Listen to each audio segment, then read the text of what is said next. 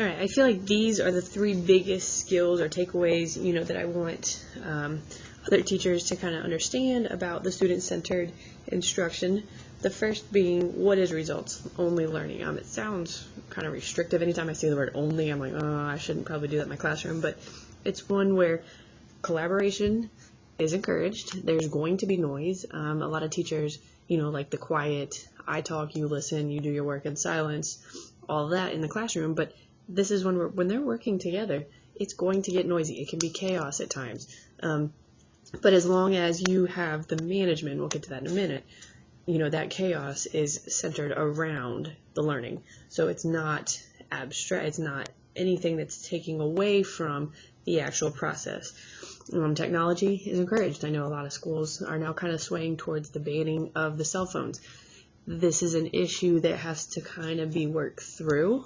Students need access to the technology in order to take control of their learning, but the teacher also has to make sure that the technology is being used appropriately.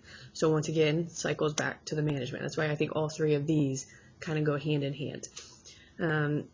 With this results-only learning, students are given the opportunity to apply the skills that they have or have gained onto projects that show mastery.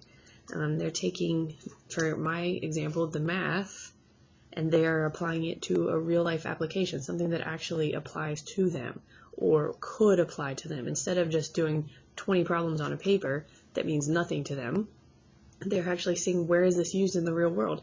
And that results only means how they got there really doesn't matter. It's did they master it in some form.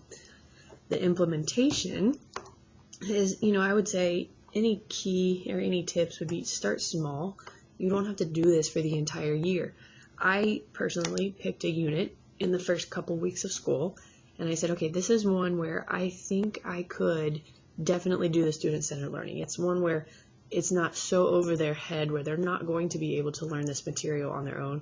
It's not so over their head where I have to teach them half of it before they can go forward. It's one where they could take their prior learning and apply it and then expand on it. So that would be where I would start, something a little bit easier where you feel comfortable doing that. Another example that I did this year was in my math too. It's a lower level math class. But to start the first 3 days of school, we had a Wednesday, Thursday, Friday was our first week. We just did a project. I gave them a guideline and I said, all right, you're going to pick a building, you're going to research it, you're going to find the dimensions, and you're going to create a scale model. And I basically let them go. And they decided on what their scale factor would be, what materials they were going to build it with, how they were going to measure. And then that led us into the following week where we actually started the math of proportions and ratios. And they had done that on their own with the project without me even telling them the word proportion or ratio. So then it was a quicker unit, it was a tie-in, and they already knew the process. It was really cool. It worked extremely well. Students were very hands-on. Then when we did get to the more paper pencil practice, they were much more eager, willing to do that work because it wasn't something that they had done 5 days straight. And then the third one, this kind of goes with everything, is the classroom management. As a teacher, you're no longer taking control. You're no longer in charge of the learning process. Students really are in charge. You let them you just let them go. Let them speak, let them come up with their theories, their processes, and then you listen and kind of give them some feedback to maybe bring it back to this side or to kind of, okay, what if we explore this route as well? That's your role. It's no longer, this is how you do this problem. It's, okay, tell me what you think you do. All right, let's take that, let's look at it from this side. Let's look at, are there any extra possibilities? And that classroom management is now a lot more spur of the moment. You're not able to necessarily plan for all of these possible scenarios that students are going to do, but you have to be on your toes. It makes it a lot more relationship based.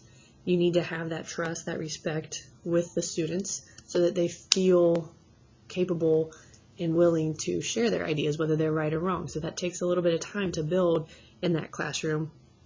You're facilitating, you're guiding them. As we look back up here with that chaos, you still need to have rules, but those rules could be created as the class or by the class. You're no longer just saying this is what happens in the classroom. Those first couple days, you could just sit with the whole class and say, what do you think needs to occur in here?